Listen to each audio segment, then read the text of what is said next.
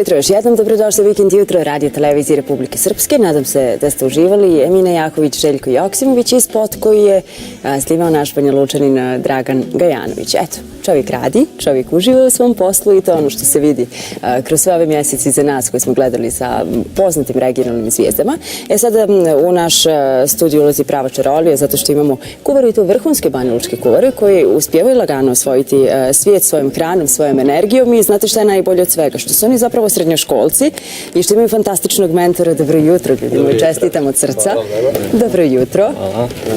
Smjestite se pa da mi pričate malo, šta ste to radili, kako je ovog puta bilo u Moskvi? Negdje smo se družili prije nekoliko mjeseci, čini mi se oko Vaskrsa, kad ste donijeli neke diplome, nagrade i evo sada ponovo. Od praznika do praznika. Od praznika do praznika, da, jeste, pošto su u pitanju, tako kažemo, očuvanje tradicije i pravoslavnih običaja. Prvi put smo bili za Vaskrs, evo sada smo dobili poziv i za božićno takmičenje. Moram naglasiti, zahvaljujući predstavništvu Republike Srpske i Europskoj federaciji, odnosno stvarno dali onu svu moguću podršku i zahvaljujući njima mi smo i otišli tamo na takmičenje i ne samo da smo bili na takmičenju, bili smo i na prezentacijama srpske kuhinje i na drugom međunarodnom kongresu kuvara.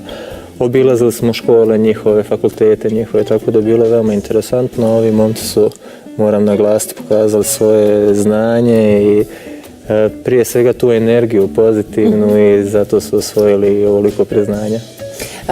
Za šta ste tačno osvojili priznanje? Evo, kao što vidite, tu su 3 zlatna priznanja. Pobjednički pehar, dobili smo zlato za postavku stola, za tradicionalno pecivo i nagradu za gostoprimstvo za svojim stolom. Koliko je bilo treme? Ja pretpostavljam da su tu svi odlični i onda prosto treba se istaći. Pa trema je bila prisutna sigurno, ali koncentrisali smo se, bili smo u takmičenju, taj duh, udruženje, pa je trema i nestala vremenom i bilo je super. I šta vam kaže mentor, tako trebate početi?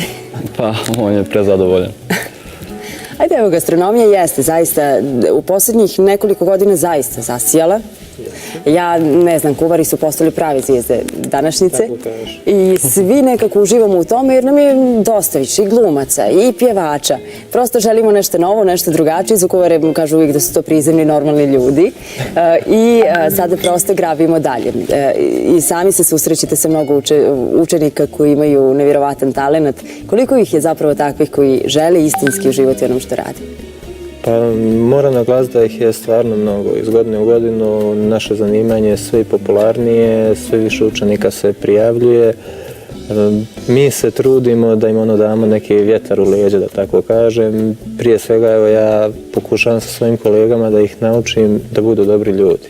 A onda će lako biti i dobri kuvari i sve ostalo što im treba. Naravno, da bi bili i dobri i zapaženi, trebaju stvarno ulagati u sebe. To je ono što je nekako najteže danas objasniti svima, da je ovo posao, pretpostavljam, kao i mnogi drugi, gdje se iz dana u dan mora ulagati u svoje znanje. Mora se stvarno ostati ta ljubav u tom poslu, bez ljubavi, inače neće biti ništa. To me zanima, kako zapravo možemo izdvojiti iz mase vrhunskog kuvara? Po čemu? Kako znamo da je ovo? To sam skoro objašnjavao baš o Rusima. Imali smo neki intervju tamo sa njima i pitali su me koja je razlika i šta treba da se bude dobar kuvar. Ja kažem, koliko nema ljubavi, bit će dobar kuvar. Koliko ima ljubavi u sebi, bit će odličan.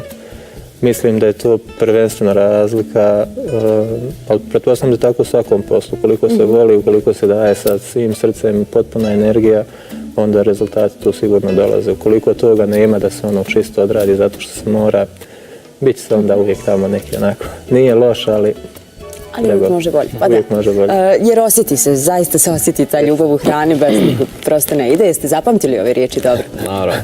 Zašto ste baš poželjeli da budete kuvari? Pa moja je želja od malena to da budem od bake, učio sam od bake dosta i svidjelo mi se, pronašao sam se u tom. I šta je ono što vam najteže pada u tom poslu?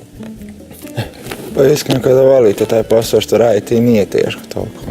Kad volite to da radite, ide sve lagano i uživamo u to. Greške se dešavaju najboljim kuvarima. Šta se u tom trenutku uradi? Ima jedna caka što kuvari rade, pa kada pogriješimo mi kažemo da smo to tako željeli da bude. A, dobro. Tako ja to savjetujem svim domaćicama da kažu, kao malo je to zagorilo, ne, ja volim rešije. Aha. I to su tako te neke. Zapamtit ću to. To da se zapamti. Naravno, grešaka ima, ali na osnovu toga mi učimo. Ali stvarno da to dobijemo još jedno iskustvo, znamo gdje smo, to jest pokušavamo da saznamo gdje smo pogriješili, kako smo pogriješili, pa da ispravimo na neki drugi način. A s druge strane, prednost u kuhanju je ta što kada nastupe neke greške mi dobijemo novi recept. To je mnogo dobro u našem poslu. Dodali smo ovaj začin umjesto onoga ili malo smo duže ovo radili umjesto onoga i onda dobijemo potpuno drugi recept, potpuno drugo jelo, ukus i da kažem da smo to tako namjerno htjeli osmisliti. Fantastično, da znam. Kako se uopšte snalazite za brojne namirnice koje danas, dobro znam, poštujemo tradiciju, poštujemo našu hranu, ali prosto uvijek poželimo probati nešto što nije baš tako svojstveno našem području. I onda nam nedostaje taj začin koji smo vidjeli kod Jamie Olivera i uopšte nam nije jasno šta se s tim radi i kakav je ukus, ali prosto nam treba. Je li se dešavaju situacije u kojima to ne možete baš tako lako naći u našoj zemlji? Da, i to je stvarno često. Mi smo na ovim područjima dobri improvizatori, da tako kažemo. Uvijek nešto moramo improvizati, umjesto ovoga stavit ćemo ovo, stavit ćemo ono.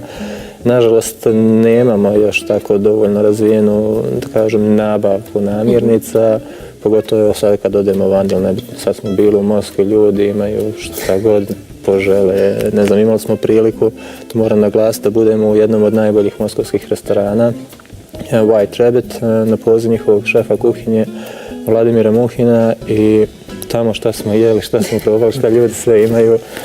Mi onako samo stanemo, gledamo i onda gdje smo mi, gdje su oni. Ali dobro, postoji nada. Kad imamo tako vrhunske stručnjake, onda znamo da će biti mnogo bolje. Koja su to jela koje vama izazivaju najveći tremu kad ih pravite? Pa ne mogu nešto sad izdvojiti, ne znam. Jesu sam uvjereni. Naravno. To bio jedan od razloga. Ne mogu oni izvojiti, ja mogu puno da izvojim. Kad dođu na praksu, onda malo im da ide ovo najbolje, pa ne ide ovo najbolje, pa onda da. Ajde još za kraj ono što se domaćicama često zna desiti jeste kad nam se malo omakne tako nešto, stavimo previše bibera ili soli, šta uraditi u takvoj situaciji? Pokoliko se soli stavi previše, na primjer konkretno neka je čorba ili supa u pitanju, dodati 1 ili 2 cijela krompira upiće. Da to, koliko stavite puno bibera, onda dodajte još puno namirnica i napravite veću količinu. Odlično. Kakvi su planovi za dalje? Gdje ćete, šta ćete dalje? Ja konkretno imam jako puno planova i sa školom i sa učenicima, oni su 4. godina, oni su još ovo polugodište sa mnom i onda idu negdje dalje u neke nove vode, u neka viša obrazovanja, tako su mi za sada rekli, ali imamo još mnogo poziva, konkretno i za Rusiju. Ovo je stvarno bilo sjajno takmičenje zato što smo mnogo ljudi upoznali, mnogo drugih organizacija, zovu nas da dođemo, da prezentujemo našu kuhinju, da prezentujemo naše običaje. I to je ono najveće bogatstvo. Imamo čak, sad su dogovori neki, da dođu ruski kuvari ovdje kod nas da prezentuju rusku kuhinju.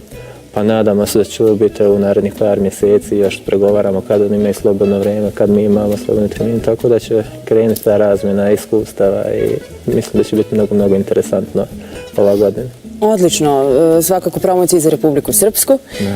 Uvijek volimo ugostiti neke dobre ljude, stručnjake pogotovo, a vas dvojica nastavljate dalje, je li tako? Naravno. Imate velike planove? Pa da, prvo da Sad nastavimo fakultet, pa ćemo vidjeti. da obrazovanje i ćemo Što su dobri? Glume na televiziji. Glume na televiziji. To uvijek kažu, kad svi završimo s ovim poslom koji se ovako bavi javnim životom, onda kažu jao, a da te ljudi vide sa strane.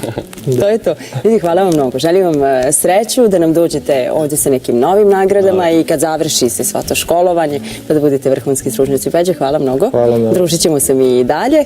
A sada ćemo skoknuti zajedno do sajta Zavoda za zapošljavanje Republike Srpske. Izdvojili smo nekoliko aktuelnih oglasa za vas.